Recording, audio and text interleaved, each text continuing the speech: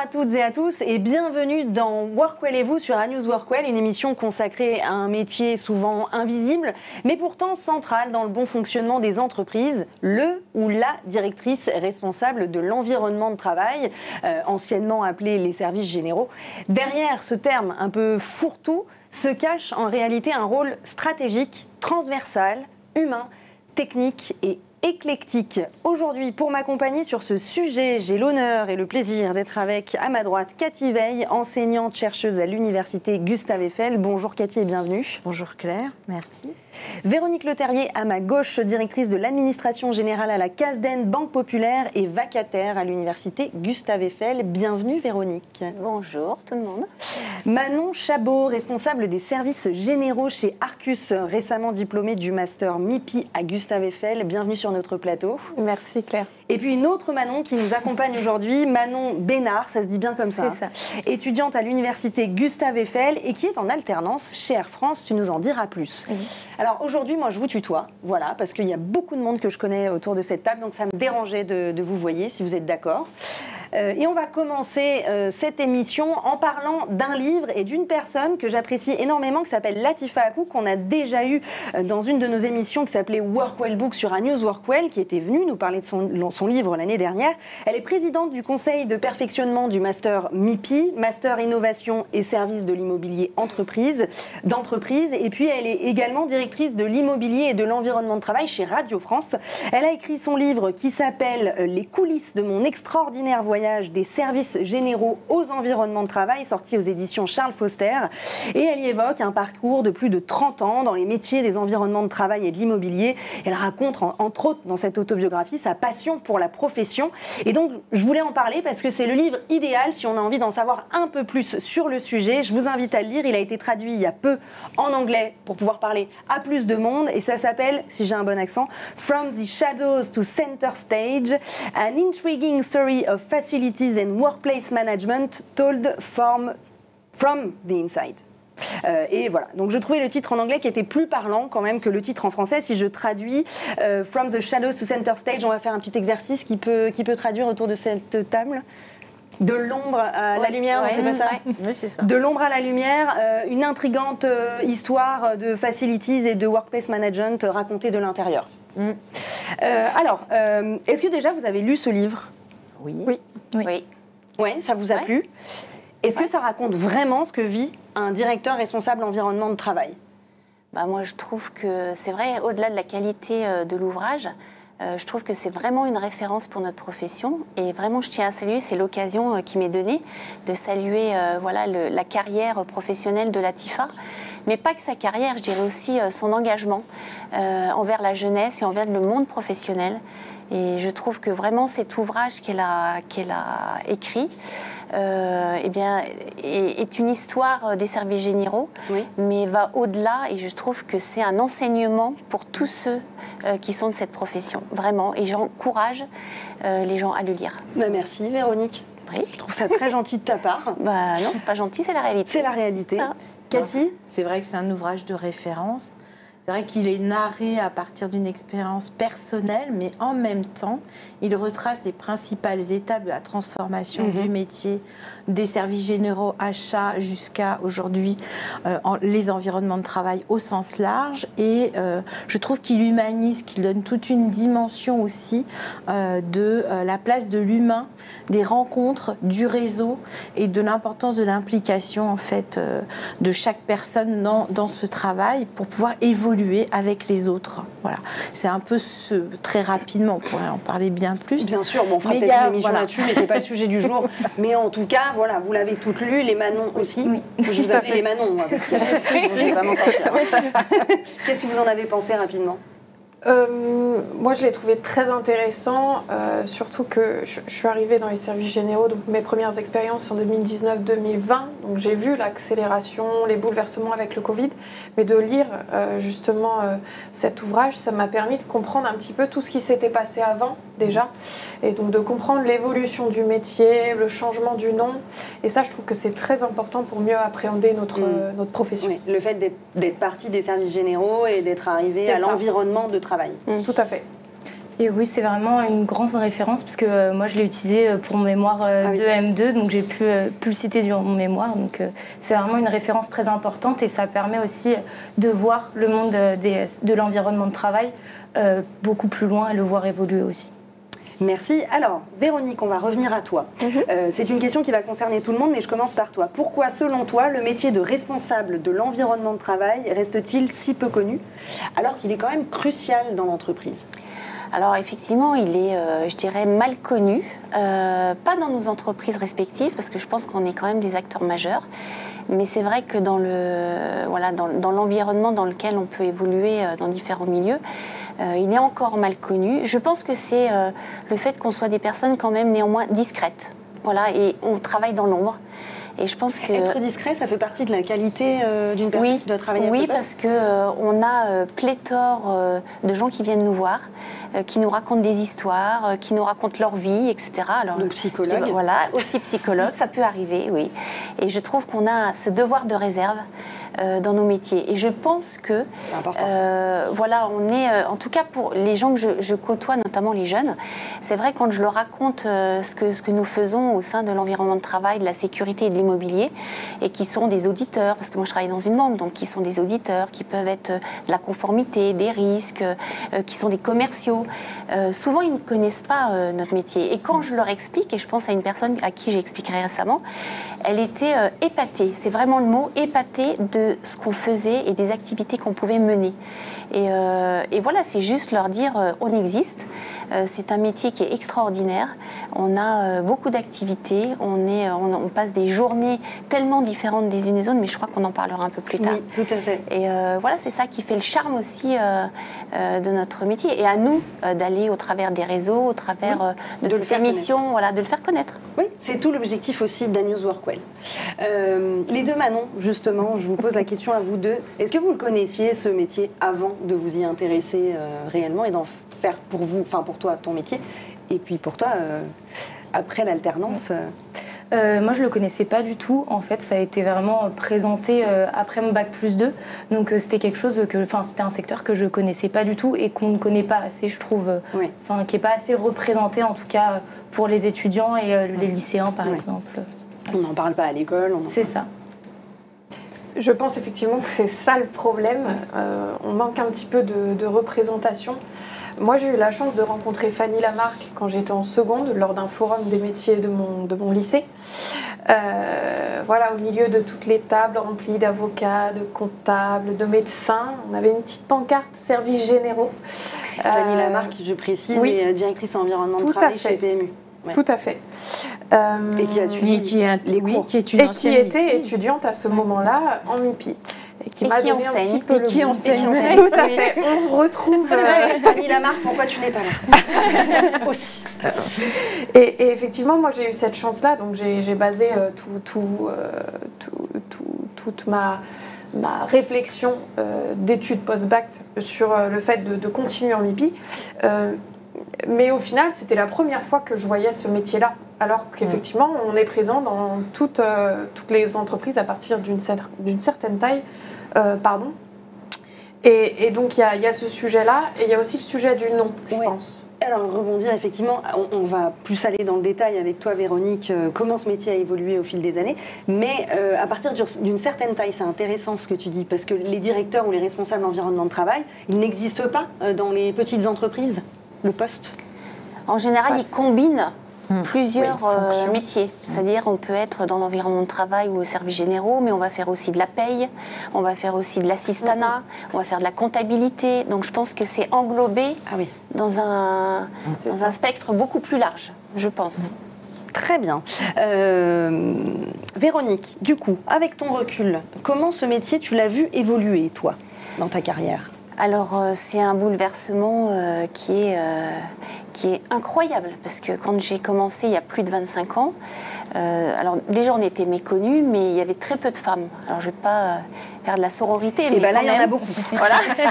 Mais on était très peu de femmes, et en plus il n'y avait pas de diplôme qui était lié à ce métier du tout. Donc en fait, quand j'y suis arrivée, alors j'expliquerai un peu plus tard, hein, mais c'était vraiment le destin qui m'a destinée vers ce métier. Je pense que j'avais une notion de service qui était assez poussée dans l'entreprise dans laquelle j'étais. Et donc le PDG m'a demandé si je voulais pas prendre la responsabilité des services généraux.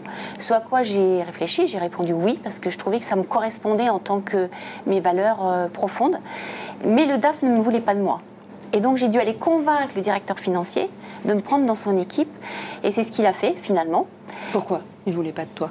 Parce que je pense que j'étais une femme, parce que j'avais pas les diplômes qui étaient en concordance avec ce qu'on pouvait imaginer, parce que j'avais pas d'expérience du tout dans ce domaine. J'allais dire, tu étais jeune. J'étais jeune, j'avais une trentaine d'années. Voilà, c'est ça. Et qui plus est, j'avais pas de formation sur l'automobile, j'avais pas de formation sur les téléphones, j'avais pas de formation parce que sur c'est hyper varié ce métier, sur la sécurité, etc. et moi, je lui ai dit, mais c'est un vrai challenge pour moi.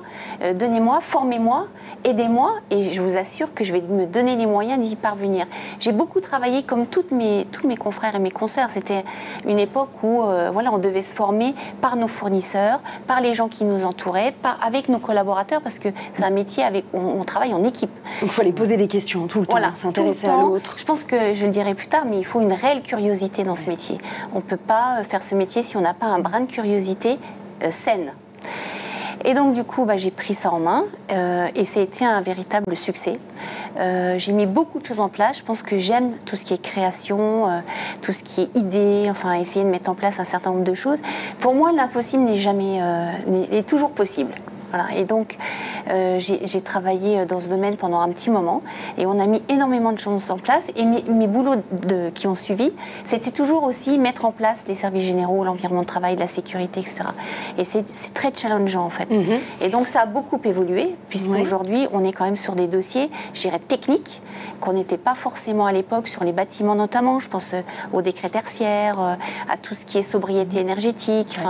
Et c'est vrai qu'à l'époque, on s'en occupe pas. Aujourd'hui, je fais des panneaux photovoltaïques. Jamais on n'aurait demandé à l'environnement de travail de s'occuper de panneaux photovoltaïques. Donc voilà, c'est vraiment... Mais on en vient à se diversifier aussi avec malheureusement le changement climatique et tout ça et tout ce qui se passe aujourd'hui dans notre société. On a peut-être justement des missions en plus qui viennent se greffer à ce métier-là. On doit s'adapter parce qu'on doit être sans cesse en veille technologique. Oui, donc c'est un métier d'adaptation aussi. Voilà, et on doit être flexible et intégrer et se former toujours. On est toujours en formation agile pour pouvoir intégrer toutes ces compétences qu'on nous demande aussi et qu'on se rajoute de fait. Oui, bien sûr. Finalement, nos métiers sont méconnus dans l'entreprise, même dans l'entreprise. Et c'est vrai que souvent, c'est nous qui allons et qui sommes proactifs et qui allons dire, voilà, il existe ça, est-ce qu'on ne pourrait pas le mettre en place en ayant monté des dossiers. On ne vient pas sans rien, hein. On vient avec des chiffres parce qu'on s'occupe aussi des budgets. Voilà, donc c'est lourd, on a des gros budgets. Et alors, est-ce que ça s'est plus féminisé finalement? Largement. Bon, largement. C'est une bonne nouvelle. Je crois qu'à l'Agora Environnement de Travail, oui. On doit être en parité quasi absolue, quoi. Dont tu es la présidente. Exactement. Et c'est génial. Je suis très contente. Oui, moi je suis contente quand il y a une mixité qui s'installe. Manon Chabot, je reviens vers toi parce que tu es arrivée récemment, toi, dans le monde des services généraux. Tout à fait. Il y a combien de temps 3 ans que tu es en poste? 3 ans, oui. 3 ans. Un petit peu plus maintenant. Chez Arcus. En quoi est-ce que tu as découvert correspond ou pas à l'idée que tu te faisais du métier? Alors moi, je me faisais une idée du métier de ce qu'on m'en avait dit. Je m'attendais à un métier très polyvalent. Je ne suis pas déçue, ça c'est certain. C'est bon, on est rassurés. Je croyais que tu allais me dire l'inverse. Ok, c'est très polyvalent. Après, c'est vrai que j'avais pas totalement appréhendé le métier. Je n'avais jamais fait de stage dans ce domaine-là. Et donc j'ai été surprise positivement parce que je me suis rendu compte qu'effectivement on nous donnait beaucoup de projets, on avait beaucoup de responsabilités, d'autonomie. Comme dit Véronique, on gère le budget, on nous intègre dans beaucoup de sujets qui sont très transverses, donc on travaille avec la communication, la sécurité, les HSE, les collaborateurs au quotidien, mais aussi la direction. Et ça, je m'en étais pas forcément rendu compte au départ. Et ça a été une vraie surprise de me rendre compte qu'au final, on évolue au milieu de tout ce monde et on est aussi un lien entre tous ces métiers-là. Et ça, c'est très intéressant et très challengeant au quotidien. Ok, t'es pas déçue, toi t'es contente Très contente. Bon, c'est bien, ça c'est validé alors.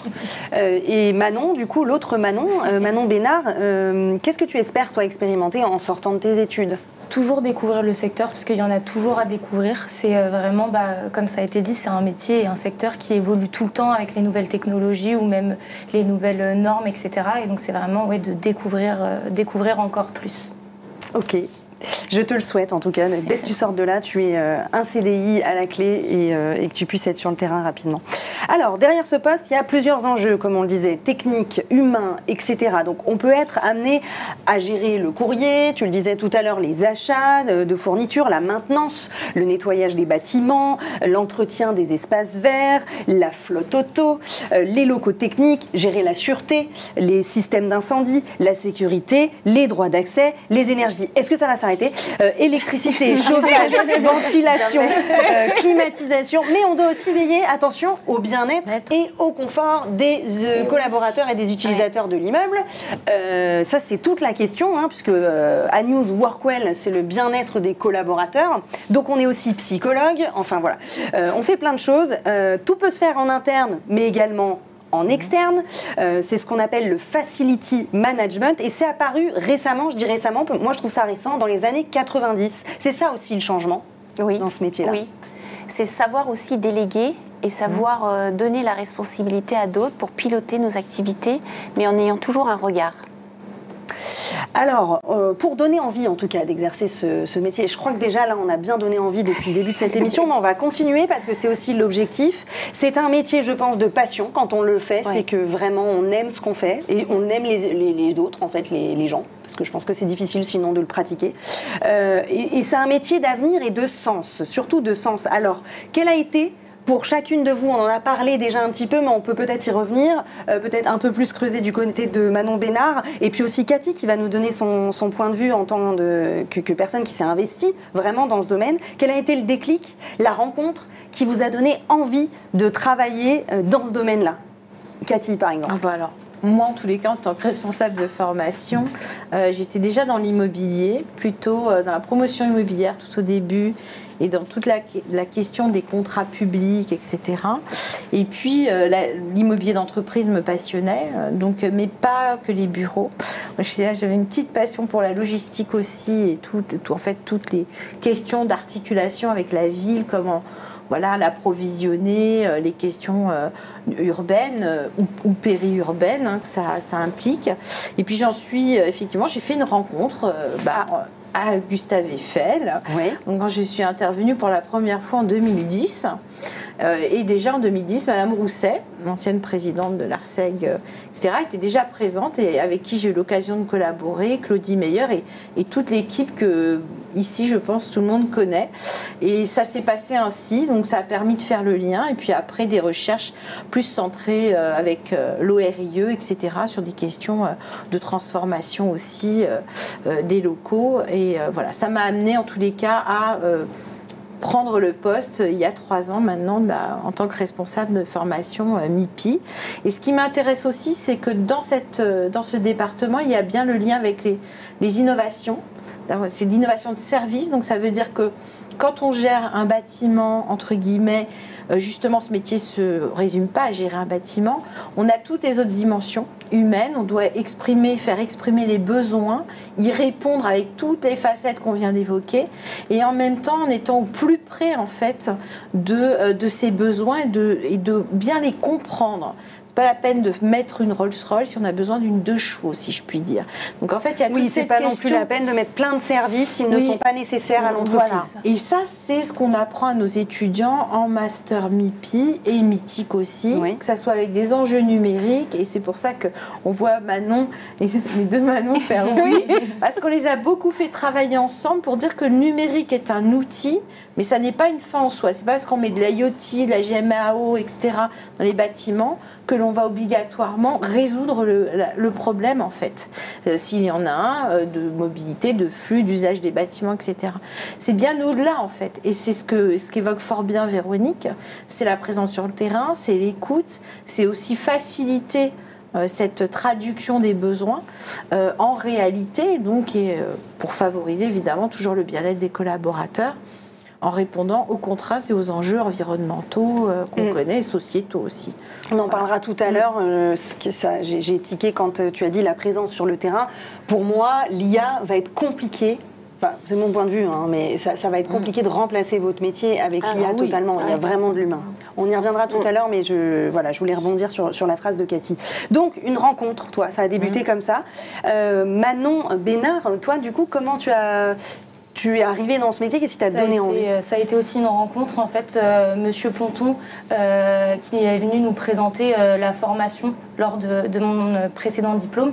Et en fait, il a présenté la formation, il l'a présentée avec une telle passion qui nous a donné envie d'y aller. Et c'est ça qui m'a donné envie de faire la licence et le master à la suite. D'accord. Il n'y a pas de hasard, il n'y a que des rendez-vous, vous le savez. C'est ma phrase préférée de Paul Éluard. Oui, exactement. Alors, quel conseil, Cathy, Véronique, vous donneriez à un jeune qui cherche sa voie, ou pas qu'un jeune d'ailleurs, une personne qui est en reconversion, vous devez en avoir beaucoup à l'université, et qui s'intéresse à ce métier et qui ne sait pas par où commencer, et qui n'a pas rencontré la personne justement adéquate pour lui donner envie? En fait, l'idée, c'est qu'effectivement, il y a des personnes qui sont en reconversion dans notre formation. Et par contre, elles, en général, ont vraiment déjà une idée du métier. Donc, elles ont soit eu des rencontres, soit elles se sont documentées, etc. Le conseil que je donnerais, c'est d'abord d'être curieux et de s'ouvrir, en fait, à toutes les dimensions du métier.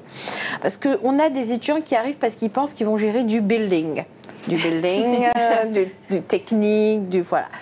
Et donc là, je leur dis, ouvrez votre esprit à toutes les autres dimensions, et c'est un métier extrêmement innovant, mais c'est un métier qui demande aussi, je dirais, des compétences relationnelles, une capacité à conduire aussi le changement, parce que quand on met en place des nouveaux services, des nouveaux outils, il faut savoir accompagner, et c'est ce à quoi nous, en tous les cas, on essaie de former au mieux, mais on essaie aussi de leur donner envie pour bien retirer ce côté limitant de je gère du building, du dur. Je sais pas, Véronique ou... Moi, je pense qu'on a une responsabilité, nous, d'aller prêcher la bonne parole. Parce que quand j'entends ces jeunes filles qui nous disent on a été au courant par des professeurs, en fait, je trouve que voilà, même l'Agora, on devrait aller peut-être au-delà de ce qu'on fait aujourd'hui. Et puis moi, les jeunes, je leur dis, lancez-vous et osez. Pour moi, c'est un métier, comme tu l'as dit, de passion. Il ne faut pas compter son temps, mais on a tellement de richesses à recevoir et on a tellement de belles rencontres que je pense que c'est un métier qui est extrêmement riche et c'est rare d'avoir ce type d'interaction et d'échange dans un milieu professionnel. Donc nous, on a beaucoup de chance. C'est vrai que tu as dit, Manon, qu'on était en position transverse par rapport à d'autres métiers, mais c'est la réalité. On va communiquer avec toute l'entreprise. Du coup, vous connaissez toute l'entreprise? Moi, je connais toute, presque. Sans trop être péremptoire, mais sincèrement, je connais beaucoup de monde, mais que ce soit de la femme de ménage au DG, au président, directeurs généraux qui peuvent venir d'autres structures, ça va être des fournisseurs, ça va être des gens que je vais rencontrer qui vont absolument pas faire le même métier que moi, mais on va peut-être avoir des liens qui vont se créer pour pouvoir créer quelque chose ensemble. Donc on a aussi un métier de création. Donc moi je leur dis à ces jeunes, intéressez-vous à ce que nous faisons, et je peux vous dire qu'une fois que vous y êtes, on y reste des années. Latifa en est la preuve vivante, j'en suis la preuve vivante, et il y a beaucoup de personnes qui un jour sont entrées et ne sont jamais ressorties de ce métier-là, parce que c'est des longues carrières et des grandes carrières de ce que j'ai vu dans l'environnement de travail. Et il y a de l'évolution, parce que souvent on pense, on ne rentre pas par... on a aussi cette... il faut toujours avoir une vision d'avenir et avoir un horizon. Et notre horizon est souvent bleu, parce qu'il y a tellement de choses à faire, il y a tellement de choses qui se créent. On ne peut même pas imaginer dans 10 ans ce qui va se passer. Donc on sait qu'on pourra être là et qu'on pourra s'approprier des dossiers et mener des projets. Et c'est vrai que tu disais, nous, notre rôle aussi, c'est d'être des communicants. Et moi, souvent, je joue ma commerciale quand je mets quelque chose en place dans l'entreprise. Je prends... j'essaye... Alors, ce qu'on a aussi dans nos métiers, c'est on aime la performance et on aime l'excellence. l'excellence. Je pense que ça fait aussi partie de notre ADN et on ne peut pas aller quelque part sans savoir ou sans avoir étudié le dossier.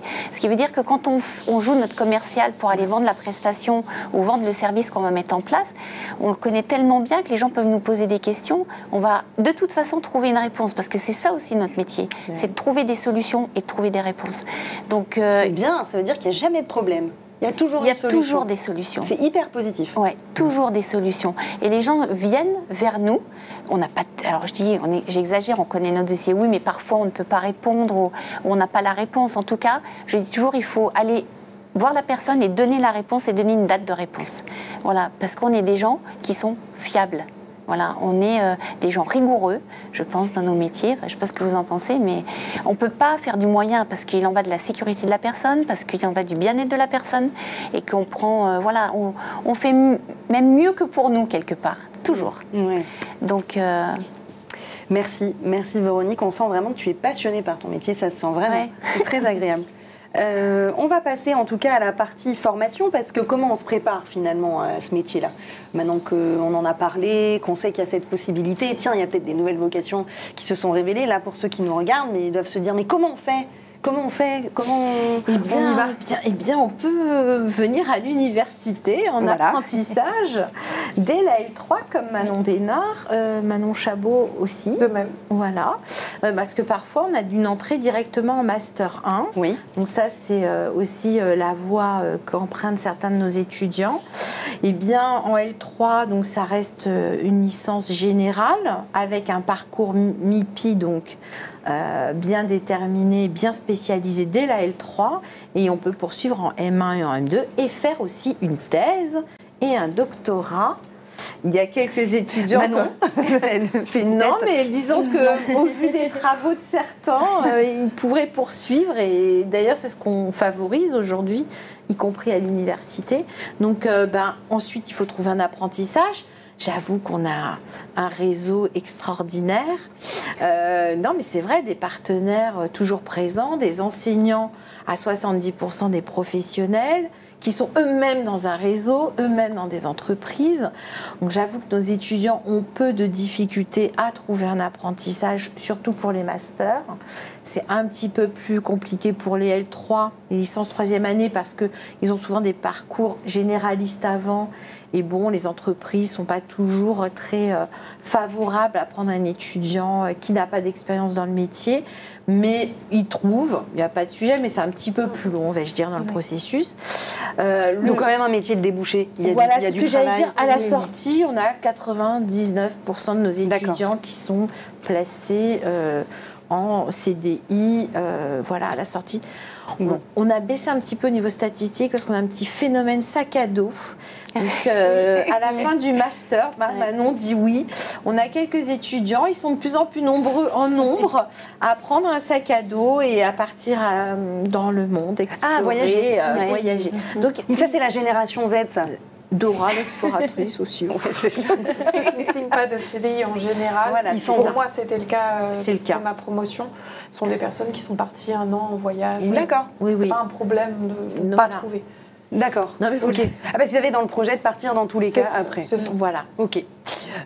Comment on articule la recherche universitaire avec le besoin concret des entreprises? Eh bien, on l'articule en étant proche des entreprises et comme on a la chance d'avoir un réseau, eh bien, on essaie de répondre aux besoins et aux transformations qu'on veut identifier dans le secteur. Actuellement, on a mené plusieurs... Alors déjà, il y a nos étudiants qui font un mémoire qui est ancré dans leur entreprise, sur leur expérience professionnelle. Donc déjà là, ça irrigue une réflexion aussi au sein des entreprises de façon un peu diffuse mais très importante. Et ensuite, nous, à l'université, on travaille sur des études. On a livré récemment une étude à la Proma sur l'IA et les transformations des métiers du property pour faire un premier, un premier état des lieux. Avec le CIPEMI? Avec la Proma. Ah, pardon. Oui, et le CIPEMI depuis sur la partie Facility. Vous avez dû voir passer dans les réseaux. Donc, si vous pouvez répondre à ce questionnaire, s'il vous plaît tous, voilà, et qui aussi sera dans une dynamique d'un livre blanc pour la fin de l'année sur justement comment l'IA vient ou pas transformer les pratiques professionnelles, quels sont les principaux freins pour essayer d'identifier ces freins et de faire des propositions. Voilà, ensuite. Donc ça, c'est une façon de participer à accompagner les entreprises du réseau plus largement dans des transformations qui sont aujourd'hui extrêmement rapides et très profondes. Très changeant l'environnement de travail. Ça bouge de plus en plus vite. Manon, comment vous avez vécu, alors comment toi tu vis actuellement et comment toi tu as pu vivre à l'université, le fait d'avoir la partie théorique et la partie pratique sur le terrain, comment ça s'allie? Moi j'ai trouvé que les deux mondes se nourrissent vraiment l'un de l'autre. C'est vrai qu'au début, surtout en L3, on a un petit peu du mal à appréhender et on fait souvent vraiment la distinction en tant qu'étudiant, surtout pour notre premier mémoire par exemple. Mais une fois qu'on comprend vraiment que les deux mondes sont très liés au final, et c'est ce que met en place aussi l'université et cette formation en particulier, en ayant des échanges vraiment régulièrement avec les professionnels, au final on se rend compte que ce qu'on apprend en cours nous sert au quotidien en entreprise, et ce que moi j'en ressors vraiment de ces 3 années, c'est de toujours prendre de la hauteur sur le sujet et de jamais se dire que tout est figé, parce que dans nos métiers rien ne l'est, et puis certaines choses peuvent très bien fonctionner dans une entreprise et pas du tout dans une autre. Donc c'est vraiment toujours d'avoir cette posture de recul, d'échange avec d'autres professionnels, l'importance du réseau, et ça l'université met vraiment l'accent dessus aussi, d'aller échanger lors de devoirs, mais aussi nous pousse à aller à des after-work, à des événements, et donc ça c'est vraiment important pour nos années d'études, et puis aussi bien entendu pour toute notre carrière. Oui, bien sûr. Manon, qu'est-ce que tu en penses? C'est vraiment la force en fait du diplôme, c'est qu'il y a vraiment... je vais donner un exemple. Par exemple, Véronique nous a donné en M1 un cours sur la gestion de contrat. Et l'une de mes plus grosses missions chez Air France, ça a été la gestion du contrat de Facility Management et l'appel d'offres. Et les cours sont parfaitement bien tombés parce qu'ils sont tombés juste avant que je commence cette mission. T'avais ta boule de cristal, je sais pas. Et c'était juste avant que je commence cette mission. Et en fait, ça m'a donné un peu les bagages pour vraiment comprendre en entreprise ce qu'il fallait faire, comment ça fonctionnait, etc. Donc c'est vraiment complémentaire. Ça a tapé dans le mille, c'est parfait. C'est ça.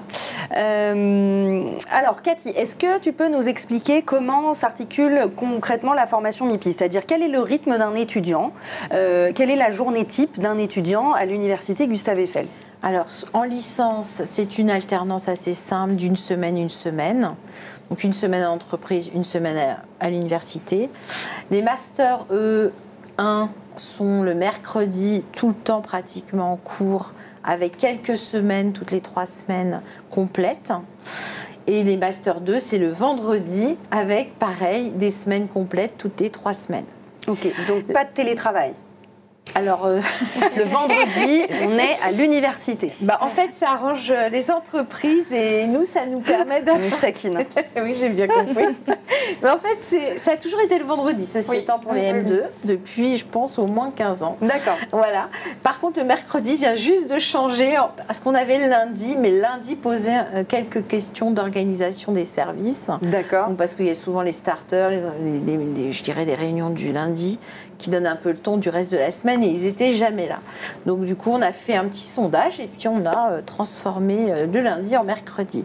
Ce qu'il est intéressant aussi de voir, c'est que l'alternance, le fait de rester en entreprise une grande partie de la semaine et d'avoir quelques semaines dédiées, permet d'articuler des travaux aussi de groupe pour les étudiants, et aussi une cohérence sur toute l'année. Parce que si on n'avait que des semaines complètes avec 3 semaines sans être en cours, eh bien on se rend compte que là c'est beaucoup plus compliqué pour mener à bien les travaux de recherche de mémoire ou les projets transverses que l'on a avec les MIPI et les MITIC. D'accord, et ça pose pas trop de soucis aux entreprises justement que ça soit une semaine? Elles trouvent toujours que les étudiants sont pas suffisamment là, mais bon, non, mais globalement, je pense qu'elles y trouvent aussi un intérêt, c'est que, comme je disais, il y a vraiment des collaborations sur le mémoire. Il y a des collaborations qui peuvent se faire aussi en dehors, c'est-à-dire des conférences, des échanges, des visites. Et je pense que les entreprises aussi, ils voient tout ce qu'on peut nommer comme étant des externalités, des choses positives qui amènent, entre guillemets, aussi, qui irriguent dans l'entreprise de nouvelles réflexions, de nouvelles façons de faire, de nouveaux outils. Aussi, c'est ce qu'ils nous disent, hein, vous êtes porteurs de, si je puis dire, de nouvelles façons de faire, d'une vision de leur génération aussi. Oui, tout à fait. Donc, on en parlera tout à l'heure de cette génération justement qui arrive, comment on peut se nourrir de cette génération et vice-versa, comment cette génération peut se nourrir aussi de l'expérience des anciens. Cathy, encore une dernière question sur cette partie-là. Est-ce qu'on peut résumer juste tous les métiers qui sont accessibles grâce au MIPI ? Très bien, oui. Facility Manager, Property Manager, Asset Manager Junior et évidemment environnement de travail. Donc on est, en sachant qu'aujourd'hui, la frontière parfois des métiers varie selon la taille des entreprises. On peut très bien être un FMeur, avoir des missions de property selon la taille. On peut être sur des environnements de travail DET et avoir à gérer des FMeur parce qu'on est en externalisation. En fait, tous ces métiers sont liés. D'ailleurs, notre formation ne les spécialise que en seconde année au second semestre. C'est un choix qui a déjà bien, je vous le dirais, 20 ans. Le choix d'avoir des spécialités, mais le choix aussi de laisser de la porosité et de la perméabilité entre les différentes matières. Donc, ils sont formés au même sujet, mais simplement le regard, entre guillemets, la responsabilité n'est pas la même. Et donc, ils ressortent, si je puis dire, avec quand même même s'ils n'ont pas fait Property Asset, ils ont quand même des outils pour pouvoir être en charge de missions de property, par exemple, même s'ils sont spécialisés en FM. Ok, donc c'est complet. On va parler maintenant plus concrètement des missions, du terrain. Voilà, maintenant on s'est formé, c'est bien. Puis on doit y aller, on doit charbonner. Alors, comment ça se passe ? Déjà, quelles sont les qualités requises pour devenir directeur ou responsable environnement de travail ? Déjà, avant de commencer quoi que ce soit. Alors, je dirais il y a énormément de qualités à avoir, mais plus de qualités que de défauts, même si j'aime pas dire défauts, parce que les défauts c'est des axes d'amélioration, Claire. Axes d'amélioration. Des axes d'amélioration. Alors, beaucoup de qualités, mais je dirais la principale, c'est être soi-même. Voilà, et être quelqu'un d'humain. Je pense que c'est une des qualités profondes dans ce métier. Mais d'avoir aussi ce sens des affaires. Donc c'est, vous savez, une main de fer dans un gant de velours. Je trouve que l'image est excellente. Parce qu'on va gérer des budgets, donc il faut vraiment de la rigueur. Mais on va aussi prendre le temps d'aller prendre un café avec quelqu'un parce qu'on sait que son environnement, il y a une problématique particulière.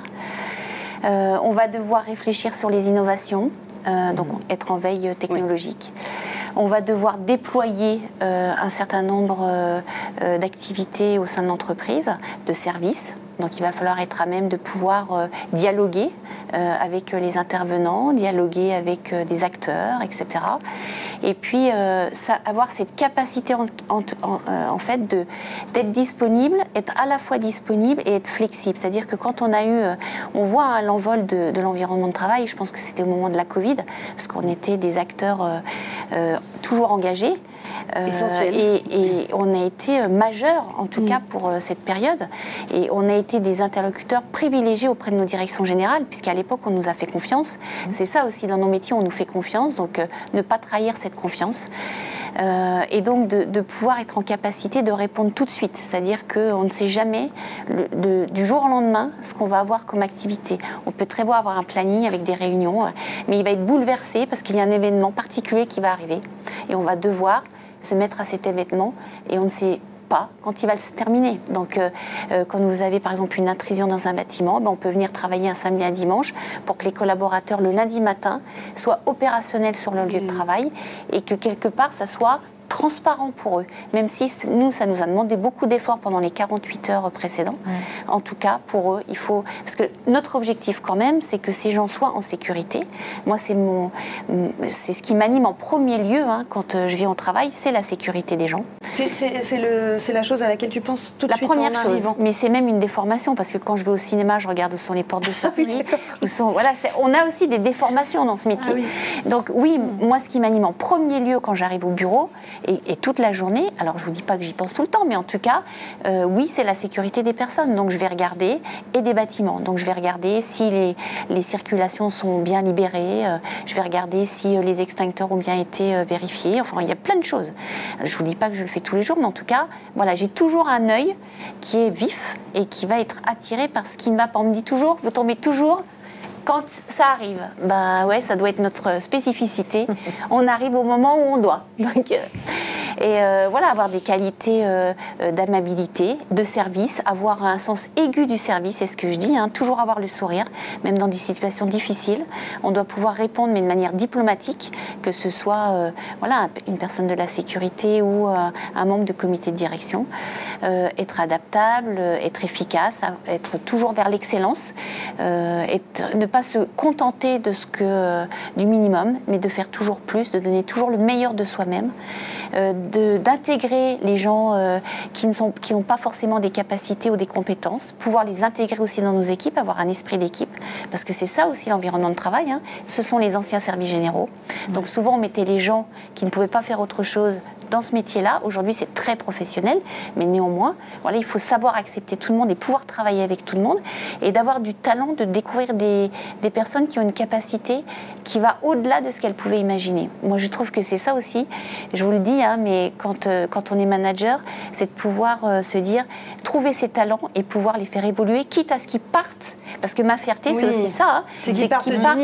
Voilà, et qu'ils aillent soit évoluer, soit faire un autre métier. Et on nous dit toujours que c'était impossible. Rien n'est jamais impossible. Quand on a cette volonté et cette envie, rien n'est jamais impossible. Donc voilà, il faut beaucoup, beaucoup de qualités, mais rester soi-même, avoir cette humilité aussi dans notre métier.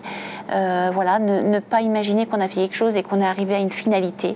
C'est garder cette humilité pour pouvoir continuer et pouvoir aussi nous progresser et grandir. Voilà, avec l'ensemble des collaborateurs et des gens avec lesquels on travaille. Parce que c'est une réussite collective. On fait du participatif, mais c'est une victoire collective, c'est ce que je leur dis toujours, hein. Si on arrive à faire de l'éditique et qu'on arrive à sortir des choses, si on arrive à faire de l'événementiel, parce qu'on fait aussi de l'événementiel, si on a réussi une belle garden party, bah c'est la réussite de tout le monde.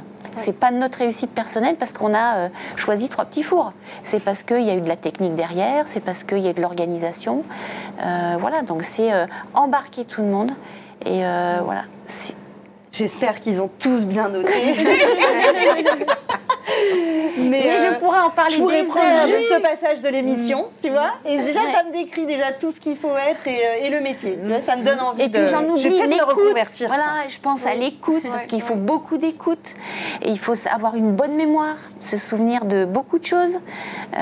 Et puis se documenter. Ne jamais cesser de se former. Oui. Voilà. Et le réseau, bien sûr, on en parlait. Hein. Cathy en parlait. Pour le réseau, il faut sortir de chez soi. Voilà, et ne pas se restreindre à un réseau.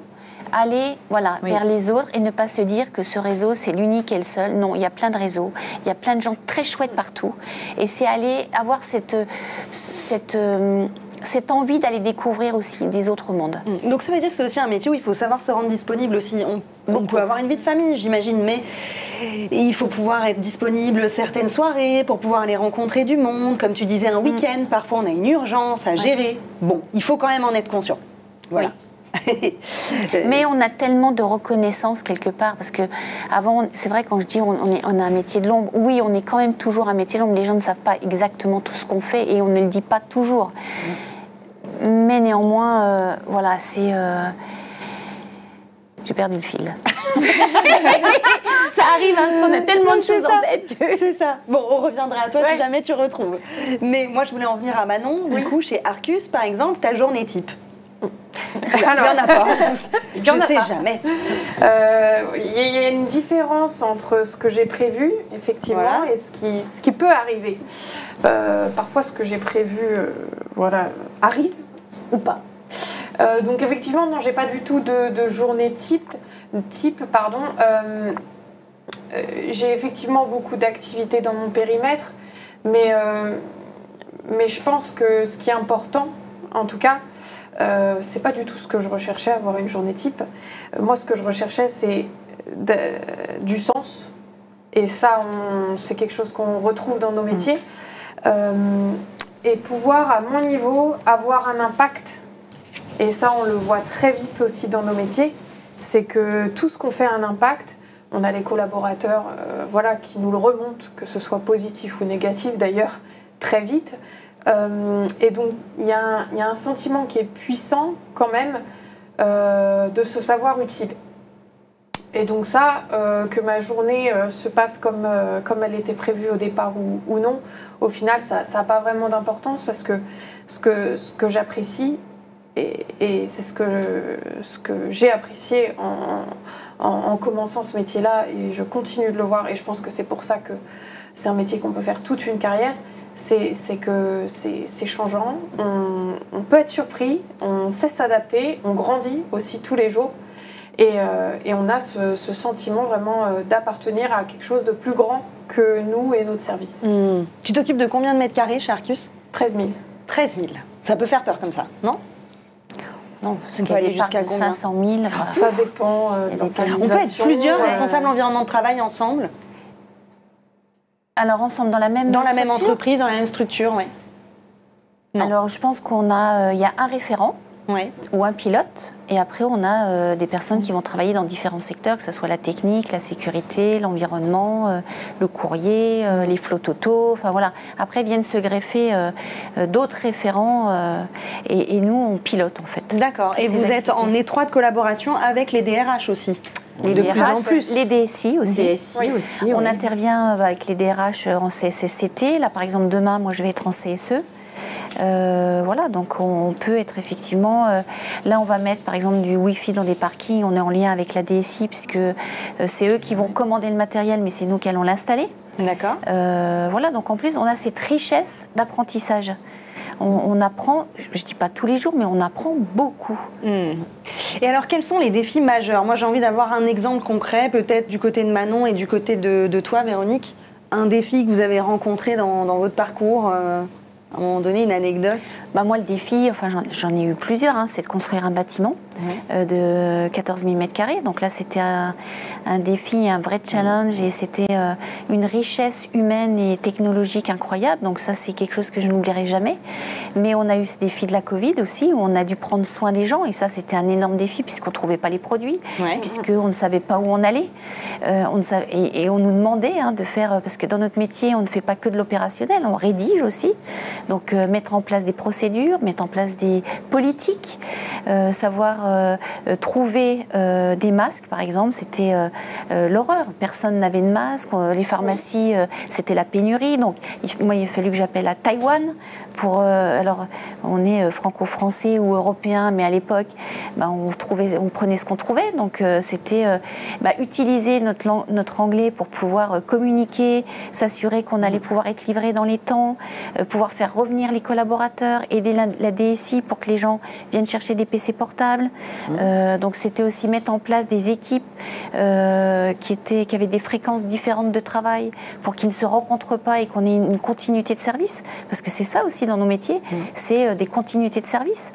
Donc c'est demander à nos collaborateurs d'avoir la gentillesse de bien vouloir se mettre en équipe et de venir qu'une fois tous les 15 jours. Enfin, ça, c'était vraiment un gros défi, quoi. Et faire des rapports, parce moi je suis dans une banque, il y a beaucoup de réglementations et de normes, et moi j'avais des rencontres journalières avec la directrice générale, alors, des rencontres visio, parce que c'est là qu'on a mis en place Teams, etc. Donc tout le comité de direction avec les gens des risques, de la conformité, la DRH, et tous les jours, tous les soirs, on faisait un point pour savoir où on en était, et on était vraiment les interlocuteurs privilégiés. Ça, c'était un énorme défi. Moi, j'ai travaillé très tard, même la nuit, pour que tout soit mis en place, recevoir la marchandise, parce qu'on fait de la logistique aussi. Donc ça, c'était un gros défi, vraiment. Bon, on ne le souhaite pas, mais en tout cas, si on est de nouveau confiné, vous êtes parés. On est parés, on a des stocks. Ok. Et puis après, pour terminer, c'est juste le défi journalier, je dirais, de satisfaire les salariés tous les jours. Oui, voilà, et pas pour que nos membres du comité de direction. Voilà, les motiver pour qu'ils reviennent sur site, les écouter pour savoir ce dont ils ont besoin, pour mettre en place des choses qui les fassent vibrer. Ouais. Voilà, pour qu'on retrouve une communauté qui soit vive et qu'on ait l'envie de se retrouver. Donc ça aussi, c'est un vrai challenge aujourd'hui. Tout à fait. Manon, quel a été ton plus gros défi depuis que tu es arrivée chez Arcus ? Alors, effectivement, je rejoins Véronique sur le fait que pour moi, le plus gros défi, alors des défis, des projets, j'en ai eu, mais le plus gros défi, c'est de gérer le quotidien et au-delà de le gérer, de toujours chercher à améliorer, être dans une démarche d'amélioration continue et de ne pas se reposer, on va dire, sur ses lauriers en se disant bon ben ça fonctionne, je m'y penche pas et puis je laisse couler et j'attends que ça me tombe dessus si jamais quelque chose se passe. Parce qu'en fait, on peut rapidement, dans le quotidien, je trouve, laisser de côté des sujets en se disant ça c'est bon, c'est fait, on laisse tourner et puis voilà. Et je trouve que le plus gros défi, c'est toujours arriver à garder un éveil, nous-mêmes déjà, et avec l'équipe, que ce soit en interne ou avec les prestataires, c'est de challenger en fait les équipes, de se dire ok, bon, bah, ça fonctionne, mais est-ce qu'on ne peut pas apporter quelque chose en plus qui ferait que ça fonctionnerait encore mieux, éviter les coutures et avec les prestataires, pour le coup, de challenger et de chercher à atteindre l'excellence. Alors, évidemment, on a des contraintes budgétaires. Tout n'est pas possible. Par contre, nous, on est censé avoir cette réflexion d'aller chercher aussi peut-être ailleurs des bonnes idées, de se dire, bah, parfois, sur ce sujet-là, j'ai pas forcément de budget, mais qu'est-ce que je peux faire, qu'est-ce que je peux bricoler, qu'est-ce que je peux améliorer pour que... Mais tout à fait, mais c'est ça. Je sors ma boîte à outils et je me dis qu'est-ce que je peux faire pour quand même aller un petit peu plus loin que ce que je propose aujourd'hui. Et au final, je trouve que c'est beaucoup de créativité, l'impression que d'inventivité, de créativité. C'est ça. Et parfois on se dit c'est impossible, je vais jamais m'en sortir. Là, c'est pas possible. Mais au final, en général, c'est improbable. C'est pas impossible. Et on s'en sort. Bon. Et Manon, toi, est-ce que tu aimerais expérimenter un événement en particulier, un projet, une fois que tu seras sur le terrain ? Alors, j'en ai déjà vu pas mal, puisque j'ai un secteur, donc je suis à Air France Industrie, donc c'est des bâtiments, de multiples bâtiments, donc il y a des hangars avions avec 30 mètres de hauteur sous plafond, ou des bâtiments tertiaires, donc j'ai déjà vu pas mal de choses, mais en fait je suis preneuse de tout événement, c'est là où on apprend le plus, donc vraiment oui, je veux voir le maximum à la suite de mes études. D'accord. C'est ça. Très bien. Et alors, tu te vois chez Air France ? Malheureusement, je ne peux pas continuer à la suite de mes études, mais ça aurait été une possibilité. Après, là, on part grâce à l'université sur un beau projet entrepreneurial à la suite des études, donc voilà. Et on ne peut pas en parler là. Mais si on peut en parler, mais en quelques mots. En quelques mots, donc le projet s'appelle iPrevent. C'est un projet qu'on a pu faire durant notre dernière année de master, donc la M2. Et c'est un projet de prédiction et de gestion des risques sur les immeubles. Donc ça aiderait les directeurs de l'environnement de travail tous les jours. Top. Voilà. Toi, tu fais souvent appel du coup aux étudiants ? Tu leur demandes de rechercher alors, pas souvent. Ça m'est arrivé une fois dans le cadre du projet Inuit. Et en fait, vous savez que j'ai une activité qui dépasse le professionnel, puisque j'ai un internat au Sénégal pour des enfants et que là, je suis en train d'ouvrir une boulangerie. Et dans ce cadre de cette boulangerie, j'ai eu des étudiants qui ont travaillé pour ce projet et qui d'ailleurs m'ont fait des choses extraordinaires que j'ai mises en place. Je pense notamment au logo, qui est superbe. Je l'ai vu, il est magnifique. Voilà, donc c'est une création, mais ils le savent, parce que je leur ai déjà dit. Mais voilà, je trouve qu'il faut aller s'inspirer alors de nos homologues, bien sûr, mais aussi de la jeunesse, puisque ils ont pléthore d'idées et c'est chouette, quoi. C'est vrai que... pardon. Non, vas-y. Non, parce que je reprends le projet. Les projets sont un peu l'articulation complète avec les cours, en fait. sur le M1 et le M2. Le M1, c'est une première étape. Effectivement, on a cette volonté d'être sur l'inclusion, l'ouverture sur les associations, y compris.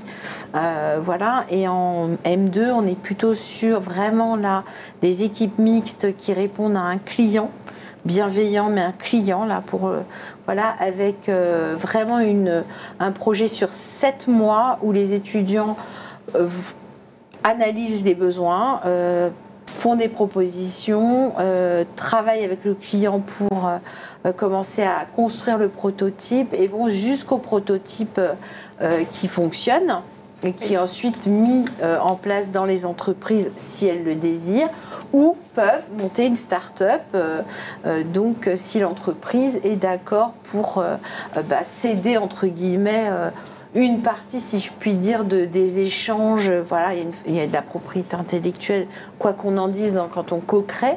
Et ce qui est intéressant, c'est que ces 7 mois leur demandent en fait un investissement complet. Ils sont vraiment en mode entrepreneurial. On n'a rien inventé, c'est la méthode de Stanford qu'on applique, voilà, et qu'on a évidemment depuis Claudie Meyer et moi-même avec les équipes transformées, mais reste sur les bases de la volonté de les emmener vers de l'entrepreneuriat. Et surtout, c'est de l'innovation. C'est-à-dire qu'on est sur des questions d'innovation de service. Ici, immobilier et numérique. C'est-à-dire que là, on les fait réfléchir ensemble, justement sur des domaines qui aujourd'hui sont des nouveaux métiers de l'immobilier, qu'on retrouve dans les environnements de travail, où il y a les questions de data, d'articulation avec la DSI, de comment on traite les données, comment on les transforme aussi en objets pour améliorer la qualité du bien-être des salariés par l'usage des bâtiments pour qu'ils soient toujours en adéquation avec les besoins, etc. Et tout ça se construit avec justement ces clients bienveillants qui donnent de leur temps, si je puis dire, aux étudiants sur 7 mois. D'accord. Et donc la prochaine, pour ceux qui voudraient venir, le jeudi 21 mai 2026, ils feront donc leur présentation pitch et ensuite il y a un petit salon où toute entreprise peut venir les rencontrer donc sur l'université. Ok. Et du coup, si je devais rebondir justement sur cette nouvelle génération, en quoi est-ce qu'elle est intéressante en ce qui concerne l'innovation dans ce métier? Qu'est-ce qu'elle apporte? Eh bien, leur structure, si je puis dire, de pensée est éloignée de, je vais me prendre moi en référence. C'est pas moi qui le dis, c'est les neuropsychologues. Ah bon? Okay. Ils ont une structure de pensée plutôt en toile d'araignée. Ils sont capables de passer d'une idée à l'autre et de ne plus être sur la même branche, si je puis dire. Nous, on avait l'habitude de remonter sur quelque chose de très détaillé, on remontait vers... Donc nous, c'est en escalier. Alors voilà, en escalier, on avait quelques branches de toile d'araignée, mais c'était plutôt succinct. Eux, ils sont capables de passer d'un sujet, énergie, à un sujet complètement autre, mais qui est en lien, il y a un lien logique. Ils font des connexions. Ils font des connexions pas de la même façon que nous. Donc ça, c'est particulièrement intéressant pour la créativité. Ils ont cette capacité à rapidement aller sur des idées très très éloignées a priori du départ, et en même temps ils sont très créatifs. Ils ont aussi une culture du numérique, de l'innovation qui est assez présente pour eux. Ils sont natifs pour beaucoup de ces outils. C'est pas notre cas, ça ne veut pas dire que nous n'avons pas des atouts aussi, mais eux en ont d'autres, et je pense qu'ils sont plus à même de pouvoir imaginer, tester. Ils sont beaucoup plus dans l'expérimentation. D'accord. Cette curiosité, voilà. Vous confirmez ? Voilà, je ne sais pas. Oui. De manière très humble. Je sais pas, peut-être Véronique. Oui, moi je trouve qu'ils sont vraiment dans le test and learn. Oui, c'est une génération de test and learn. Alors que nous, on n'avait pas cette chance. Puis ils ont les réseaux qui favorisent quand même le développement à tous égards, quoi. Donc, D'accord. Alors maintenant, je vais parler, ce sera la dernière question, on va arriver à la fin de cette émission malheureusement. J'ai été obligée de parler de l'intelligence artificielle à un moment donné. Comment vous voyez l'évolution de ce métier et comment on inclut justement l'intelligence artificielle là-dedans? Est-ce que c'est plutôt dangereux? Est-ce que ça nous sert? Est-ce que c'est bénéfique et positif? Voilà. Je ne sais pas toutes ce que vous en pensez. si tu veux commencer, Véronique. Alors moi je dirais c'est un ami à qui on fait appel. Oui. Voilà, appel à un ami. Voilà, appel à un ami, là, c'est un peu ça. Ouais, parce que dans nos métiers, c'est vrai qu'on a beaucoup de réflexions à mener. Et je trouve que parfois, cet outil va nous simplifier la vie. Je pense par exemple quand on va sur les chantiers, aujourd'hui on prenait des notes, on rentrait, on faisait le compte-rendu. Aujourd'hui il existe des logiciels qui nous permettent d'enregistrer et le compte-rendu est directement réalisé. Alors bien évidemment, il faut savoir l'utiliser et pas en l'état, c'est-à-dire regarder, faire un contrôle. Mais en tout cas, ça nous aide énormément. Qui plus est, les analyses de données, par exemple. Au lieu de s'en occuper pendant 2 heures, peut-être en 10 minutes, un quart d'heure, ça va être réalisé. Et nous, voilà, il y a toujours ce point de contrôle, parce que l'IA, quand on fait du rédactionnel, par exemple, et qu'on veut faire un texte, il y a une vérification à faire. Mais quand même, je trouve que c'est exactement, c'est faire appel à un ami. Et aujourd'hui, aujourd'hui, c'est vrai que c'est l'appel à l'ami, le fait que ça augmente les capacités du DET en général. C'est ce qui ressort des premières analyses. Ce qui est intéressant aussi, c'est que l'IA, comme le disait Véronique, c'est surtout un outil sur des tâches qui simplifient, en fait, qui font gagner du temps. Ça retire en rien la valeur ajoutée du DET. Non, parce que comme je disais tout à l'heure, il y a de l'humain dans tous les cas. De toute façon, voilà. Par contre, là où ça va, je pense, transformer les choses, c'est qu'il y aura ceux qui l'utilisent et ceux qui ne l'utilisent pas. Oui. Et ça, là, l'accélération d'usage, on le constate. Aujourd'hui, beaucoup de salariés l'utilisent mais ne le disent pas parce qu'il n'y a pas une IA dédiée dans l'entreprise. L'enjeu pour les entreprises aujourd'hui, c'est la sécurité des données. Oui. Et elles doivent vraiment se poser la question non pas de mettre ou pas de l'IA dédiée, c'est quelle IA mettre dédié, parce que de toute façon les collaborateurs, plus de 40 à 50% l'utilisent sans prévenir l'entreprise. Vous l'utilisez ? Oui, je l'utilise comme un outil, un clavier amélioré, effectivement. Voilà, mais je pense qu'il faut l'utiliser, mais apprendre à le connaître, à connaître les risques, à vraiment bien comprendre l'utilisation qu'on peut en faire. Mais à mon sens, ça va vraiment permettre de se recentrer sur l'humain. Et donc, nous, en tant que DET, de pouvoir remettre l'accent sur, encore plus en tout cas, sur l'humain, parce que toutes ces tâches qui peuvent être un petit peu chronophages, et qui pour le coup en général sont pas vraiment des tâches de relationnel, au final ça va nous dégager du temps pour peut-être échanger un petit peu plus sur des sujets du moment, aller voir les parties prenantes. Et donc au final, on peut avoir l'impression que c'est du numérique, que ça va totalement bouleverser, et puis que l'humain sera plus du tout là, plus du tout central, et je pense que c'est l'inverse. C'est l'inverse, oui. Manon. Je l'utilise pas mal, ouais. Après, nous, là, on a la chance à Air France d'avoir une IA au sein de l'entreprise. Donc là, c'est ça en fait, fait par l'entreprise. Donc là, on voit que les données, en fait, on peut mettre un peu plus de données parce que c'est vraiment un circuit fermé, il n'y a pas de risque, de fuite. D'accord. Essentiel, non, vraiment l'IA dédiée, le fait qu'on ait une vraie politique stratégique dans l'entreprise sur l'IA et surtout qu'on forme les collaborateurs, parce que dans les collaborateurs, il y a des personnes qui sont partantes et d'autres moins. Il y a des freins qu'il faut vraiment identifier. Et c'est vraiment l'objet, en tout cas, de nos recherches actuellement pour justement accompagner vers un usage qui soit éthique, inclusif aussi, c'est-à-dire qu'on ne laisse pas des personnes en dehors de l'IA, parce qu'elle peut être utile à tous les niveaux. Bien sûr. Eh bien, merci à toutes les 4 d'être venues sur ce plateau. Merci. J'ai passé un très bon moment. Moi aussi. Et donc, moi, j'espère que vous avez aussi apprécié cette émission et que ça a donné en tout cas des idées, des vocations à certains et certaines. En tout cas, ce qui ressort clairement de ces échanges, c'est que le rôle de responsable directeur de l'environnement de travail ne se limite pas à gérer des bâtiments ou des services logistiques. C'est un poste stratégique au carrefour de l'humain, de l'organisation et de l'innovation. C'est un métier qui demande de la polyvalence, de l'empathie, des compétences techniques mais aussi relationnelles, professionnelle. Et grâce à des formations comme la licence et le master MIPI de l'université Gustave Eiffel, il est aujourd'hui possible de s'y préparer dès la fin du Bac+2. Alors, à tous les étudiants et étudiantes ou personnes en reconversion qui nous écoutent et qui nous regardent, eh bien, n'hésitez pas à vous intéresser à ce métier essentiel et porteur de sens. À très bientôt sur A News Workwell.